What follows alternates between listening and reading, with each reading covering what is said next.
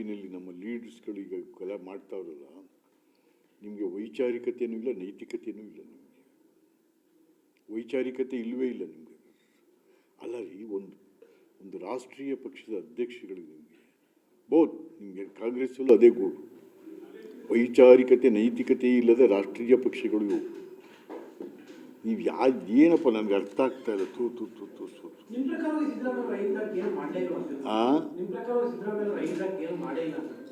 ಹೇಳಿ, ಏನು ಮಾಡಿದ್ದೀರಾ? ಅಕ್ಕಿ ಕೊಟ್ಟಿದ್ದ?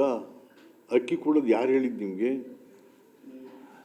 2013 ನಾನು, ರಮೇಶ್ ಕುಮಾರ್, ಇಬ್ರಾಹಿಂ ಒಂದ್ಸರಿ ಭಾಷಣ ಮಾಡಿದ್ರಲ್ಲ ಮಂಡಿ ಮೌಲದಲ್ಲಿ, ಸಲಹೆ ಕೊಟ್ಟವ್ರೆ ನಾವು. ಅಕ್ಕಿ ಕೊಡಬೇಕು, ಈ ಹಿಂದುಳಿದ ವರ್ಗಗಳ ಅಹಿಂದ ವರ್ಗ ಅವ್ರು ತಗೊಂಡ್ರಂಥ ಸಾಲ ಮನ್ನಾ ಮಾಡಬೇಕು, 60,000 ರೂಪಾಯಿ ಮನೆ ಕಟ್ಟಕ್ಕೆ ಬಡವರಿಗೆ 120,000 ಮಾಡಬೇಕು. ಇವೆಲ್ಲ ಯಾರ್ರೀ ಸಿದ್ದರಾಮಯ್ಯ ನಿಮ್ಗೆ ಸಲಹೆ ಕೊಟ್ಟವರು? ನಿಮ್ಮ ಮನೇಲಿ ಕೂತ್ಕೊಂಡು ನಾವೇ ಇಲ್ವೇ ಸ್ವಾಮಿ? ಹಾಗಂದ ತಕ್ಷಣ ಎಲ್ಲ ಆಗೋಯ್ತು. ಭಾಳ ಬೇರೆ ವಿಚಾರ. ಸಿದ್ದರಾಮಯ್ಯ 14 ಸಾರಿ ನಾನು ಅಂಥದ್ದು ಬಡ್ಜೆಟ್ ಮಾಡಿ ನಿಮ್ಮ ರಾಜ್ಯದ ಆರ್ಥಿಕತೆ ನೀತಿ ಹೇಳ್ರಿ ಏನು ಅಂತೇಳಿ. ಲೂಟಿ ಮಾಡೋದೇ ನೀತಿನ ನಿಮ್ಮದು? ಲೂಟಿ ಮಾಡೋದು ನೀತಿನ? ಎಲ್ಲೂ ನೀವು ಸ್ಪಷ್ಟಪಡಿಸ್ತಾ ಇಲ್ಲ. You are escaping throughout. ಹೇಳಿ. ಅಲ್ಲ ಸ್ವಾಮಿ, ಮೊನ್ನೆ ಚನ್ನಪಟ್ಟಣದ ಎಲೆಕ್ಷನ್ ಆಯ್ತಲ್ಲ, ಚನ್ನಪಟ್ಟಣದ ಎಲೆಕ್ಷನ್ ಹೆಂಡ ದುಡ್ಡು ಎಲ್ಲ ಒಂದು ಇದು ಬಂದೈತಿ. 30 ಕೋಟಿ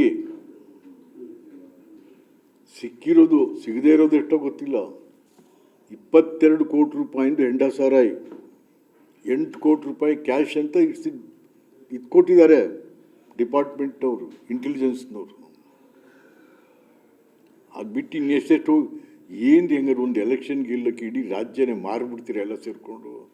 ಇದೇನು ಒಂದಲ್ಲ, ಎಲ್ಲ ಪಾರ್ಟಿಯವರು. ಈಗ ನಮ್ಮ BJPನಲ್ಲಿ BJPನಲ್ಲಿ ಏನು ರೀ ಇದು ಕತ್ತೀರಿ? ಅಲ್ಲಪ್ಪ, ಈಗ ಮೋದಿಯವರು ಬೇಕಾದಷ್ಟು ಕಾರ್ಯಕ್ರಮ ಕೊಟ್ಟಿದ್ದಾರೆ. ಯಾರು ಒಬ್ಬರು ಹೇಳ್ತಾವ್ರೆ ಕಾರ್ಯಕ್ರಮಗಳ ಬಗ್ಗೆ? ಆ ಶೋಭಾ ಬರ್ತಾರೆ, ಯಾರಿಗೋ ಬೈತಾರೆ ಹೋಗ್ತಾರೆ, ಇನ್ಯಾರೋ ಬರ್ತಾರೆ, ಇನ್ಯಾರಿಗೋ ಬರ್ತಾರೆ ಹೋಗ್ತಾರೆ. ಆ ಧಾರವಾಡದವ್ರು ಯಾರು ನಮ್ಮ ಕೇಂದ್ರ ಮಂತ್ರಿಗಳು, ಜೋಶಿ, ಅವ್ರೇನು ಹೇಳ್ತಾರೋ ಬಂದು ಹೋಗ್ತಾರೆ. ಆಯಿತಾ? ಅಲ್ಲ ರೀ, ನಾನು ಭಾಳ ಮೆಚ್ಚೋದೇನೆಂದರೆ ಸೋಮಣ್ಣ ರೀ, ರೈಲ್ವೆ ಮಿನಿಸ್ಟ್ರು. ಅದೆಷ್ಟು ಪ್ರೋಗ್ರಾಮ್ಸ್ಗಳನ್ನ ತೊಗೊಂಬತ್ತಿದ್ದಾರೆ, ನಿಂತೋಗಿರೋನ್ನ ಸ್ಟಾರ್ಟ್ ಮಾಡಿಸ್ತಾ ಇದ್ದಾನೆ. ನಮ್ಮ ಮೈಸೂರಿಗಿರ್ಬೋದು, ಬ್ಯಾಂಗ್ಳೂರಿರ್ಬೋದು, ರೈಲ್ವೆ ಸ್ಟೇಷನ್ಸ್ಗಳು ಎಷ್ಟು ನೀಟಾಗಿ ಮಾಡಿಸ್ತಾವನ್ನೆಲ್ಲನೂ ಕೂಡ. ಅದ್ಯಾಕೆ ಬೇರೆ ಮಂತ್ರಿಗಳಿಗೆ ಆಗ್ತಾಯಿಲ್ಲ? ಬರೀ ಬೊಗಳೆ ಹೊಡೆದು ಯಾರಿಗೂ ಬೈದು ಹೋಗೋಕೆ ನೀವು ಬರೋದು? ನೀವೆಲ್ಲ ದೇಶದ ಮಂತ್ರಿಗಳಪ್ಪ. ಅಯ್ಯೋ, ಜಿಲ್ಲಾ ಪಂಚಾಯತ್ ಮೆಂಬರು ಮಾತಾಡಲ್ಲ ನಿಮ್ಮ ಥರ, ಹಂಗೆ ಮಾತಾಡ್ತಾ ಇದ್ದೀರಾ? ಛೇ. ಅಲ್ಲ, ನಿಜಕ್ಕೂ ನಾನು ಆ ಸೋಮಣ್ಣನ ಮೆಚ್ಚುತ್ತೀನಿ ರೀ ನಾನು. ಪಾಪ ಎಷ್ಟು ಕೆಲಸ ಮಾಡ್ತಾನೆ ರೈಲ್ವೆ ಇಲಾಖೆದು ಪಾಪ. ಹಾಗಾಗಿ ಅದಾರು ಕಲಿತ್ಕೊಂಡು ನೀವು ಸೆಂಟ್ರಲ್ ಮಿನಿಸ್ಟ್ರಿಗಳು ಹೂ ರೆಪ್ರೆಸೆಂಟ್ಸ್. ಆಮೇಲೆ ನೋಡಿ ಸರ್, ಏನು ಮಜಾ ಅಂದರೆ, ನಾನು MP ಆಗಿದ್ದವನು. ನಾವು ನಮ್ಮದೊಂದು ವೇದಿಕೆ ಮಾಡ್ಕೊಂಡಿದ್ದೆವು. ನಾವು ಕಾಂಗ್ರೆಸ್ ಸಂಸದರ ವೇದಿಕೆ ಮಾಡಿದ್ದೆ. ನಾನೇ ಕನ್ವೀನರ್ ಆಗಿದ್ದು. ನಮ್ಮ ಜಿಲ್ಲೆಗೆ ಏನು ಬೇಕು, ರಾಜ್ಯಕ್ಕೆ ಏನು ಬೇಕು ಅಂತ ಕೂತ್ಕೊಂಡು ಚರ್ಚೆ ಮಾಡಿ ಅದನ್ನು ಮನಮೋಹನ್ ಸಿಂಗ್ ಅವ್ರಿಗೆ ಕೊಡ್ತಾ ಇತ್ತು. ಮನಮೋಹನ್ ಸಿಂಗ್ ಸಾಹೇಬ್ರಿಗೆ ಈಗೇನಿಲ್ಲ, ಒಂದು ವೇದಿಕೆಯನ್ನು ಮಾಡ್ಕೊಂಡಿಲ್ಲ BJPಯವರು. ಸುಮ್ಮನೆ ಬರೀ ಬಗಳೆ ಹೊಡೆಯೋದು, ಯಾರಿಗೋ ಬೈದ್ಬಿಟ್ಟು ಹೋಗಿ ಮನೆ ಸೇರಿಬಿಡೋದು. ಕೇಂದ್ರದ ರಾಜ್ಯವನ್ನು ಪ್ರತಿನಿಧಿಸುವ ಕೇಂದ್ರದ ಮಂತ್ರಿಗಳಾಗಲಿ ಅಥವಾ ನಮ್ಮ MP ಗಳಾಗಲಿ, BJPಗಳು ಯಾರೂ ಕೂಡ ನೀವು ಕನ್ಸ್ಟ್ರಕ್ಟಿವ್ ಆಗಿ ಯೋಚನೆ ಮಾಡ್ತಾ ಇಲ್ಲ. ಎಲ್ಲ ಕಳ್ಕೊಂಬಿಟ್ಟು ಸುಮ್ಮನೇನೋ ಬಂದಿದ್ದೀವಿ, ಗೆದ್ದಿದ್ದೀವಿ, ಮಾತಾಡ್ತೀವಿ, ಹೋಯ್ತಾ ಇರ್ರಿ ಅಂತ. ಆಮೇಲೆ ಯತ್ನಾಳ್ ಇವರೆಲ್ಲ ಏನು ರೀ ಸೀನಿಯರ್ಸ್ಗಳು? ಅವರು ಅಲ್ಲಪ್ಪ, ನೀವು ಯಾವ ರೀತಿ ಈಗ ವಕ್ಫ್ ತಿದ್ದುಪಡಿ ತರ್ತಾ ಇದ್ದಾರೆ, ಅದನ್ನು ಹೇಳ್ರಿ ಜನಕ್ಕೆ. BJP ಶಾಸಕರು, BJP ಸಂಸದರು, BJP ಮಂತ್ರಿಗಳು ವಕ್ಫ್ ರೆಡಿ ಇದೆ, amendment they are placing before the house parliament. ಜನಕ್ಕೆ ಹೇಳಿ ಏನು ಬರ್ತಾ ಇದೆ ಅದನ್ನು ಬಿಟ್ಬಿಟ್ಟು ಏನೋ ಬರೀ ಹಿಂದೂಗಳ ಇದನ್ನು ಕದಿಯೋ ಕಳ್ಳರ ಥರ ನೀವು ಟ್ರೀಟ್ ಮಾಡ್ತಾ ಹೋಗ್ಬಿಟ್ರೆ ಸಿದ್ದರಾಮಯ್ಯನವರೇ, ನಿಮ್ಮ 100% ವೋಟ್ ಹಾಕ್ಸ್ಕೊಂಡಿದ್ದೀರ ಮುಸ್ಲಿಮ್ಸ್ದು, ಅವ್ರ ರಕ್ಷಣೆಗೆ ಹೋಗೋಕ್ಕಾಗ್ತಾ ಇಲ್ವಲ್ರಿ ನೀವು? ಹೇಳ್ಬೇಕು ಏನಾಗ್ತಾ ಇದೆ ಅಂತೇಳಿ. ನೀವು ಹೋಗಿ ಪ್ರಧಾನಮಂತ್ರಿನ ಭೇಟಿ ಮಾಡಿ ಬಂದ್ರಿ, ಅದಾಯ್ತು ಇದಾಯಿತು. ಅಲ್ಲಿ ಏನಾಗ್ತಾ ಇದೆ ಸೆಂಟ್ರಲಲ್ಲಿ? ಹೇಗೆ ಈ ವಕ್ಫನ್ನ ನಿಜ ಇವತ್ತಿನ ದಿವಸ ವಕ್ಫ್ ಫ್ಯಾಕ್ಟ್ ಏನಾಗಿದೆ ಅಂತಂದರೆ ಯಾರು ಪ್ರಶ್ನೆ ಮಾಡಲಿಕ್ಕಾಗಲ್ಲ. ಮತ್ತು ವಕ್ಫ್ ಆಸ್ತಿ ತಿಂತಾ ಇರೋರು ಯಾರು? ಬಲಿಷ್ಠ ಮುಸ್ಲಿಮರೇ ಹೊರತು ಕನಿಷ್ಠ ಮುಸ್ಲಿಮರಿಗಿಲ್ಲ. ಇದೇನು ವಕ್ಫ್ ಆಸ್ತಿನ ನುಂಗ್ತಾ ಇರೋರು ಭಾಳ ಬಲವಾದ ಮುಸ್ಲಿಮ್ಸೇ ಹೊರತು ಬಡವ್ರಿಗೆ ಏನು ಸಿಕ್ಕಿದೆ ಅಲ್ಲಿ? ಸೊ ಹಾಗಾಗಿ ನಾನು ತಮ್ಮಲ್ಲಿ ವಿನಂತಿ ಮಾಡ್ತಾ ಇದ್ದೀನಿ, ನಮ್ಮ BJP ಲೀಡರ್ಸ್ಗಳಲ್ಲಿ ದಯವಿಟ್ಟು ತಾವು ವಕ್ಫ್ನ ಅಮೆಂಡ್ಮೆಂಟ್ ತರ್ತಾ ಇದ್ರಲ್ಲ ಸೆಂಟ್ರಲ್ ಗೌರ್ಮೆಂಟ್, ಅದ್ರ ಬಗ್ಗೆ ಜನಕ್ಕೆ ತಿಳಿಸ್ತಾ ಹೋಗಿ ಮುಂದೆ ಏನು ಮಾಡಬೇಕು ಅಂತಕ್ಕಂಥದ್ದು ಹೇಳಿ ಅವ್ರಿಗೆ. ಅದನ್ನು ಬಿಟ್ಟು ಸುಮ್ಮನೆ ಈ ನೀವೇ ಬೈದಾಡ್ಕೊಂಡು ಯತ್ನಾಳನ ಅವನು ಕಾಂಗ್ರೆಸ್ ಪಾರ್ಟಿ ಥರ ಅವನು ಅನ್ನೋದು, ಇವನು ಅವನ ಛೀ ಛೀ ಛೀ ಛೀ ಛೀ ನೋ ನೋ ನೋ. ಹಾಗಾಗಿ ಭಾರತೀಯ ಜನತಾ ಪಾರ್ಟಿಯ ನಮ್ಮ ಸ್ನೇಹಿತರುಗಳು, ಹಿರಿಯ ನಾಯಕರುಗಳು ಕನ್ಸ್ಟ್ರಕ್ಟಿವ್ ಆಗಿ ಮಾತಾಡಿ, ಏನಾದರೂ ಡೆವಲಪ್ಮೆಂಟ್ ವಿಚಾರ ಮಾತಾಡಿ, ಬಡವನ ಬಗ್ಗೆ ಮಾತಾಡಿ. ಯಾರು ಮಾತಾಡ್ತಾ ಇದ್ದಾರೆ ಇವತ್ತು? ಯಾವ ಬಡವಿಲ್ಲ, ಬರೀ ಎಲೆಕ್ಷನಲ್ಲಿ ಅಷ್ಟೇ ಭಾಷಣ ಮಾಡೋಕ್ಕೆ ಬಡವ, ಇನ್ನೇನು ಇಲ್ಲ ಹೋಗಿ ಅಂತ ಹೇಳಿ.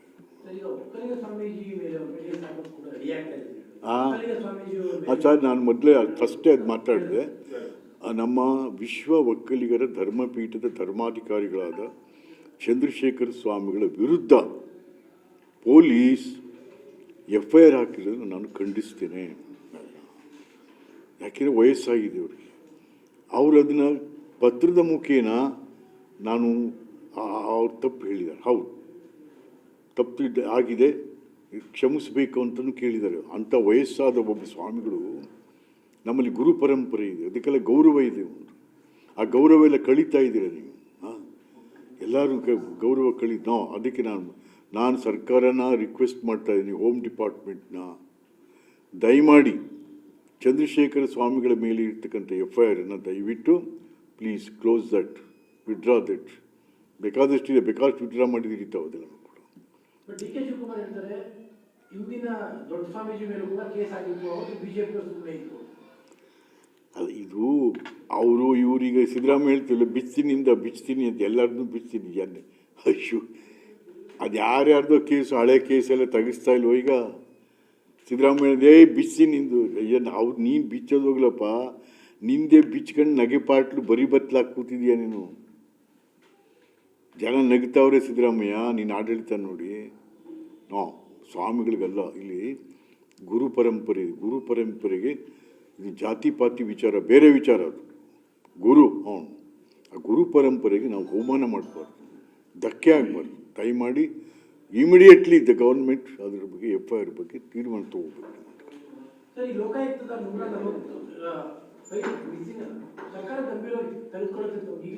ಹೌದು, 140 ಫೈಲ್ಗಳು ಒಬ್ಬ IAS ಅಧಿಕಾರಿ ತೊಗೊಂಡು ಹೋಗಿದ್ದಾನೆ ಅಂತಕ್ಕಂಥದ್ದನ್ನು ಲೋಕಾಯುಕ್ತ ಟಿಪ್ಪಣಿಯಲ್ಲಿ ಕೊಟ್ಟಿದ್ದಾರೆ. ಯಾವುದು 140 ಸೈಟು ಹೇಳ್ಬೇಕಲ್ಲ? ಸಿದ್ದರಾಮಯ್ಯನವ್ರ ಕುಟುಂಬದ ಮತ್ತು ಇನ್ಯಾರು MLAಗಳದ, MP ಗಳದ, ಮಂತ್ರಿಗಳದ, ಅಥವಾ ಹಿಂದಿನ ಸರ್ಕಾರದ ಹೇಳಬೇಕಲ್ಲ ಯಾವುದು ಇದು 140 ಫೈಲ್ಗಳು ಅಂತ. ಯಾಕೆಂದರೆ ಈಗ ಬರ್ತಾ ಇರೋದು 140 ಫೈಲು ಸೂಟಾಕ್ಬಿಟ್ಟಿದ್ದಾರೆ ಈಗಾಗಲೇ ಅಂತ. ಅವನೇನು ಮಾಡ್ತಾವ? UD minister first he must be arrested. ಭಾಳ ದಾಂಧಲೆ ಮಾಡಿಬಿಟ್ಟು ಹುಟ್ಟೋದ ಇಲ್ಲಿ ಬಂದು ಹೊತ್ತ ಕಡೆ. ಸಿಕ್ಕಿದವರು ಸೈಟ್ ಕೊಡಿಸಿ 50-50ನಲ್ಲಿ 50-50ನಲ್ಲಿ ಸೈಟು.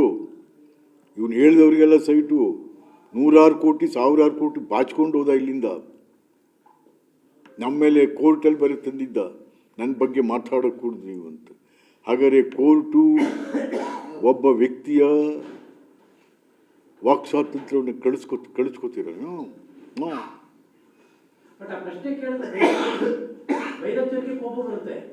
ಅಂಥದ್ದೇನೂ ಆಗಿಲ್ಲ, ನೀವೇ ಸೃಷ್ಟಿ ಮಾಡ್ತಾ ಇದ್ದೀರಾ ಅಂತ ಹೇಳ್ತಾರೆ. ಅಯ್ಯೋ, ಮಂತ್ರಿಗಳೇ ಹೇಳ್ತಾವ್ರ, ನಮ್ಮ ಜಿಲ್ಲಾ ಮಂತ್ರಿ ಮಹದೇವಪ್ಪನೂ ಅದೇ ಹೇಳ್ತಾ ಇದ್ದಾರೆ, ನಮ್ಮ ವೆಂಕಟೇಶ್ ಅದೇ ಹೇಳ್ತಾ ಇದ್ದಾರೆ, ಯು ಡಿ ಮಿನಿಸ್ಟ್ರ್ ಏನಾಗಿಲ್ಲ ರೀ ಇಲ್ಲಿ, ನೀವೇ ಸೃಷ್ಟಿ ಹಾಗಾದ್ರೆ ಸೃಷ್ಟಿ ಮಾಡಿಬಿಟ್ಟು ನಾವೇನಾ?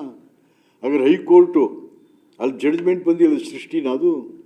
ಅರೆ, ಒಂದು ಹೈಕೋರ್ಟು ಜಡ್ಜ್ಮೆಂಟ್ ಕೊಟ್ಟಿದ್ದಾರೆ, ನಾಗಪ್ರಸನ್ನ ಎಂಥ ಜಡ್ಜ್ಮೆಂಟ್ ಕೊಟ್ಟಿದ್ದಾರೆ, ಇಟ್ಸ್ ಕನ್ವಿಕ್ಟೆಡ್ ಜಡ್ಜ್ಮೆಂಟ್, ಅದು ಕನ್ವಿಕ್ಷನ್ ಮಾಡಬೇಕು ಅಂತಲೇ ಇರೋದು ಅದರಲ್ಲಿ.